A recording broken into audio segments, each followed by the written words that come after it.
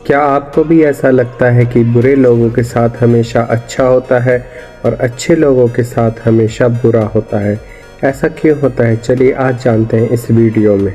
देखिए, तो बात यह है कि धरती पे हम लोग अलग अलग धर्मों में बटे हुए हैं, लेकिन ये यूनिवर्स केवल एक नियम से चलता है और एक ही शक्ति इसको चला रही है। अब चाहे हम उसका नाम किसी भी रूप में लें, यूनिवर्स को इस बात से कोई भी फर्क नहीं पड़ता कि आप किस धर्म के हैं। उसके नियम सभी लोगों के लिए बराबर होते हैं। तभी आपने देखा होगा जो लोग आज जीसस क्राइस्ट की पूजा करते हैं उनमें भी लोग सुखी और दुखी मिलेंगे।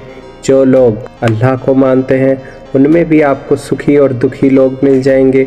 जो गुरु नानक को मानते हैं उसमें भी आपको ऐसा ही कुछ देखने के लिए मिलेगा, और जो भगवान को मानते हैं उसमें भी यही कुछ हाल है।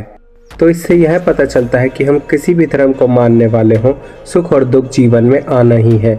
यही है यूनिवर्स का पहला नियम, और सुख और दुख हमेशा अपने कर्मों से आता है। लेकिन ये कहा जा सकता है कि उस एक शक्ति को अगर हम मानते हैं, उसकी पूजा करते हैं या किसी भी तरह प्रार्थना करते हैं तो वो हमारी मदद ज़रूर करती है। दूसरा नियम है लॉ ऑफ मैनिफेस्टेशन। आपने देखा होगा जो बुरे लोग होते हैं वो बुरा काम करके भी अपने आप को गिल्टी नहीं मानते, जबकि अच्छे लोग इसका उल्टा करते हैं। अगर उनसे कोई गलत काम हो भी जाता है तो अपने आप को इतना गिल्ट में डाल देते हैं कि बहुत ही ज़्यादा टेंशन ले लेते हैं, और यहीं पे लॉ ऑफ मैनिफेस्टेशन काम करता है। जब बुरे लोग गलत काम करके यह सोचते हैं कि हमारी कोई गलती नहीं है, हमारे साथ कुछ नहीं होगा, हमारे साथ कुछ बुरा नहीं होगा, तो वो एक तरह से मैनिफेस्ट कर रहे होते हैं और यूनिवर्स उन तक वही वाइब्रेशंस पहुंचाता है और उनके साथ कुछ भी गलत नहीं होता है। वहीं जहां अच्छे लोगों से कोई गलत काम हो जाता है तो वो टेंशन में सोचते रहते हैं कि हमने यह गलत किया है तो हमारे साथ भी गलत होगा।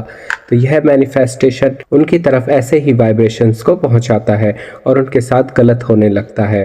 लेकिन यह लॉ कुछ देर के लिए ही काम करता है, क्योंकि सबको अपने अच्छे और बुरे कर्मों की सजा तो भोगनी ही पड़ती है। बुरे लोग गलत काम करके कुछ दिनों के लिए खुश हो सकते हैं या कुछ सालों के लिए, लेकिन बाद में उनका अंत बुरा ही होता है।